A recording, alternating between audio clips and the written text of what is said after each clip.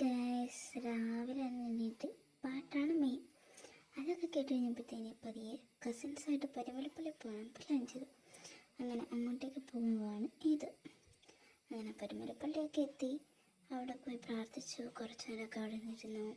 പിന്നെ അവിടെ പോയി കുറച്ച് കൊന്തയും ബുക്കും പിന്നെ പെരുന്നാളായതുകൊണ്ട് തന്നെ അതിൻ്റേതായിട്ടുള്ള കടകളൊക്കെ ഉണ്ടായിരുന്നു. അതെല്ലാം കണ്ട് നേരെ തിരിച്ച് വീട്ടിലേക്ക്. ഇത് ഞങ്ങളുടെ വീടിൻ്റെ അടുത്ത് ഉള്ള സ്ഥലമാണ്, ചിന്നത്തിലെന്ന് പറയും. ഇവിടെ നിന്നൊക്കെ പറഞ്ഞ ഒരു പുഞ്ച അങ്ങനത്തെയൊക്കെയാണ്. പിന്നെ പോകുന്ന വഴിയൊക്കെ മഴയും ഉണ്ടായിരുന്നു. അങ്ങനെ അതെല്ലാം കണ്ടു കഴിഞ്ഞ് നേരെ വീട്ടിലെത്തി കഴിഞ്ഞാൽ സ്ഥിരം പോലെ തന്നെ ടി വിയും കണ്ട് അങ്ങനെ ഇരുന്നു. പിന്നെ മഴയൊക്കെ ഉണ്ടായിരുന്നു.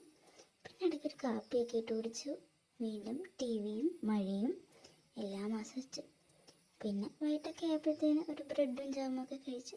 അപ്പോൾ അത്രയേ ഉള്ളൂ. ബൈ.